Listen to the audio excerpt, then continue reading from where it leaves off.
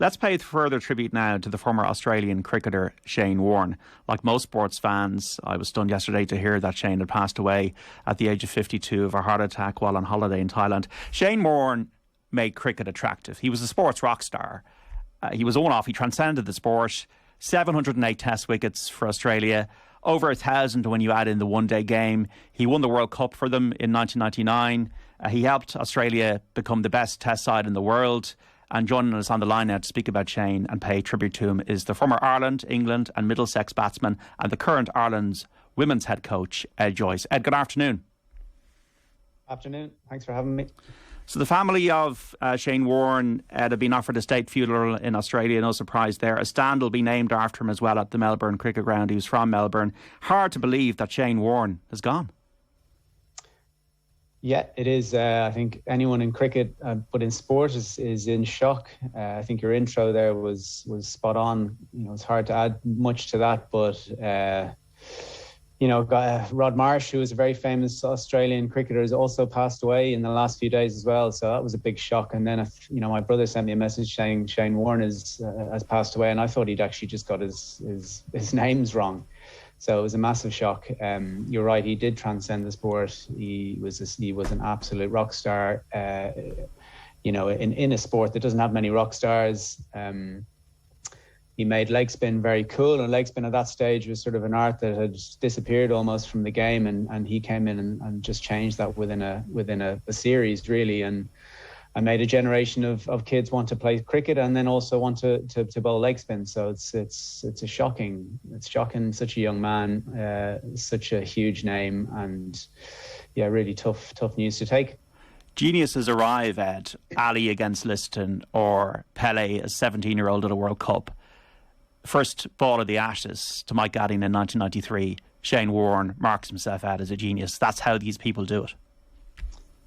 Yeah, exactly that. I saw a great video of Phil Tufnell, who was playing in that game, and he had already bowled in the game. And Tuffers was a finger spinner, so he wasn't a leg spinner like Warne, and he had already bowled, and he hadn't got much turn on the pitch, and he anticipated watching this sort of blonde beach bum, as they sort of thought he was, coming on to bowl. They hadn't seen him before, and then he goes and does that first ball and rips the thing past Mike Gadding, who had a sort of a bemused look on his face after he was out. And he said he just announced himself. And I think the Aussies, you can see the sort of rest of the fielding team, the Aussie fielding team, sort of were in shock as well, really, with the way they celebrated. But you're right, he just announced himself on the stage then and never looked back. And sort of an unlikely looking hero and unlikely looking genius, but just so good, and had that aura about him all the way through. You know, the few times I managed to play against him in county cricket, he still had that. You know, he still had that sort of ability to make you feel, small, not good enough. And he also had an amazing sort of galvanizing effect on his teammates as well. Anyone from Hampshire who he played with always said they felt 10 foot tall when he was on the team and when he was there as captain, and I'm sure the Aussies all felt the same way. So he was like 2 or 3 players for them. So a massive advantage for their team, and as I said, a huge loss. What was he like to play against in terms of facing a spin? Tricky.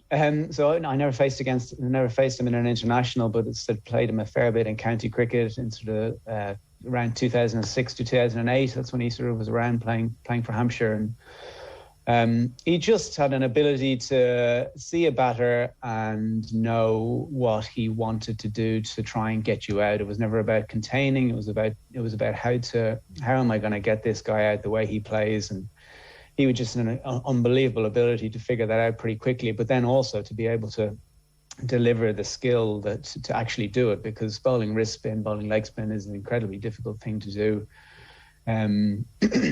Very strong shoulders, very strong forearms he had, but as I said, to be able to then figure out a batter and then actually do what he needed to do to that batter and get them out was pretty uncanny. He got me out twice in the first game I played against him. But as I said, at that stage I was an established player, but you're still looking at this guy, he's a superstar, and you're almost on the same field as him is an achievement, So Yeah, he was a rock star and a brilliant bowler. And I said, anyone who's played against him would say, he's probably the best bowler they've ever faced, and probably, if they played with him, the best cricketer they ever played with.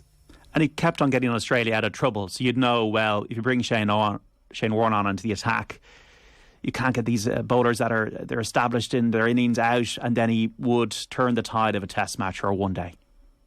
He would, yeah. I mean, I was 12th man during that Ashes in 2006, 6-7 in Adelaide, and when he pretty much single-handedly won Australia the game against England. I think it was a second test match in that Ashes, and England got a big score. England had got a big score. This might be the other way around.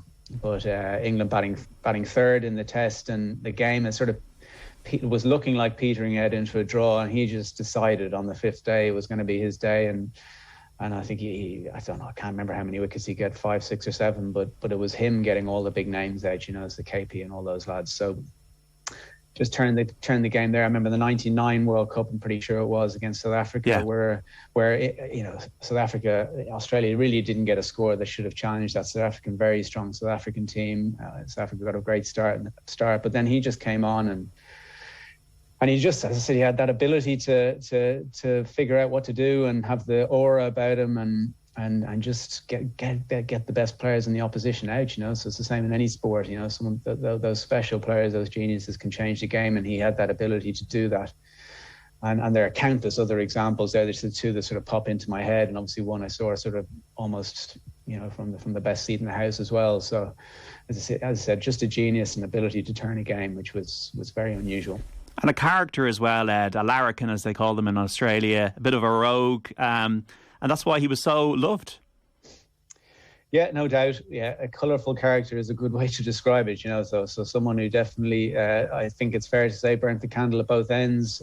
He loved a beer and loved a night out, and I saw an interview again today. I've seen so many interviews about him, on Twitter and things like that. But just, I think he'd admit himself he'd rather have made different decisions at different points in his life. But they did add up to the aura and the person that he was, and that's why he was so, sort of an everyman. Everyone, sort of could identify with him and wanted to be him and wanted to look like him or wanted to be with him, So just one of those people. Is a brilliant cricketer, but as you said, transcended the sport and sort of superstar everywhere else. So you found it probably hard to go into a pub or to walk down the road without being mobbed, and obviously, a worldwide figure as well. So, but he did end up in the newspapers for some of the wrong reasons, but so that added to the sort of the man that he was.